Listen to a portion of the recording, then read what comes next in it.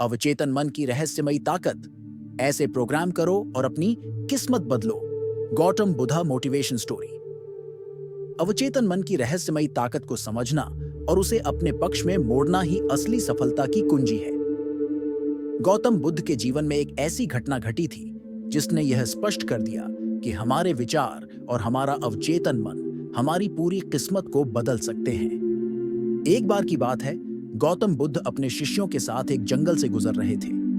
वे एक गांव के पास पहुंचे जहां लोग उनसे मिलने के लिए आतुर थे, लेकिन वहां एक आदमी था जो बुद्ध से घृणा करता था। जैसे ही बुद्ध गांव में पहुंचे, वह आदमी गुस्से में लाल होकर उनके पास आया और उन्हें बुरा भला कहने लगा। उसने अपशब्द कहे, अपमान किया, लेकिन बुद्ध के चेहरे पर कोई फर्क नहीं पड़ा।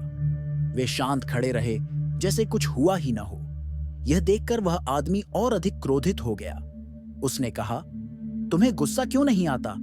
मैं तुम्हें अपमानित कर रहा हूं और तुम चुपचाप खड़े हो।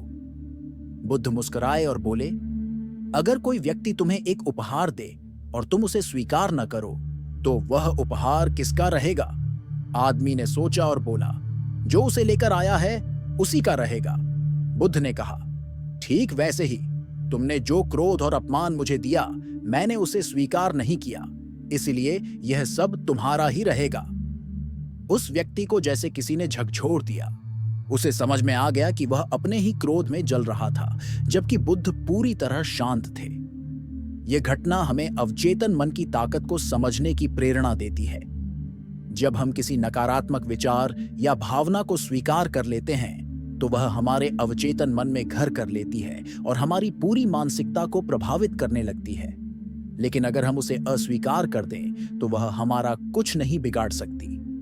अब सवाल यह उठता है कि हम अपने अवचेतन मन को सही तरीके से कैसे प्रोग्राम करें, क्योंकि यही मन हमारी आदतों, सोचने के तरीकों और जीवन में मिलने वाली सफलता या असफलता को तय करता है। पहला कदम, सकारात्मक विचारों को अपनाएं। अगर आप लगातार नकारात्मक बातें सोचते हैं, तो आपका अवचेतन मन उन्हें सच मानने लगता है।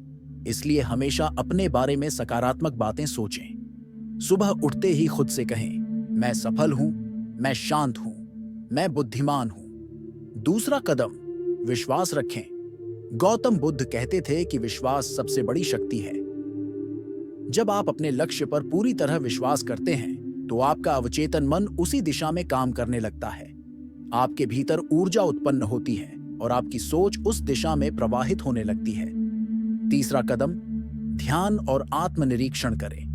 ध्यान ही वह माध्यम है जिससे आप अपने अवचेतन मन को सही दिशा में प्रोग्राम कर सकते हैं। प्रतिदिन कुछ समय के लिए शांत बैठें, गहरी सांसें लें और अपने मन को स्थिर करने का अभ्यास करें। जब आप ऐसा करते हैं, तो आपका अवचेतन मन आपके निर्देशों को आसानी से स्वीकार करता है। चौथा कदम, अतीत की नकारात्मकता को छोड़ें। जो बीत गया उसे जाने दें। अतीत की गलतियां या बुरी यादें अगर बार बार दिमाग में आएंगी, तो वे आपके अवचेतन मन को प्रभावित करेंगी और आपकी ऊर्जा को कम कर देंगी। इसलिए जो हो चुका है उसे भूलकर आगे बढ़ें। पांचवां कदम, कृतज्ञता का अभ्यास करें। हर दिन उन चीजों के लिए आभार व्यक्त करें जो आपके पास हैं।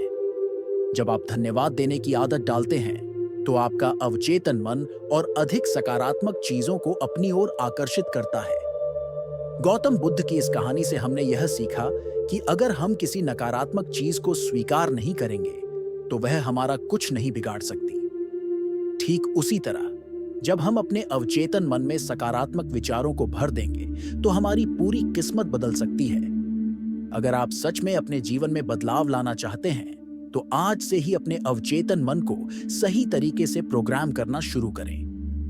अपनी सोच को बदलिए, अपनी भावनाओं को नियंत्रित करिए और विश्वास रखिए कि आपका भविष्य उज्जवल है। अगर आपको यह वीडियो पसंद आया हो, तो इसे लाइक करें, शेयर करें और चैनल धार्मिक सुविचार को सब्सक्राइब करें। हमें कमेंट में बताइए कि आपको यह कहानी कैसी लगी। मिलते हैं अगली वीडियो में। तब तक के लिए ध्यान रखें, सकारात्मक रहें और अपने अवचेतन मन की शक्ति को पहचानें।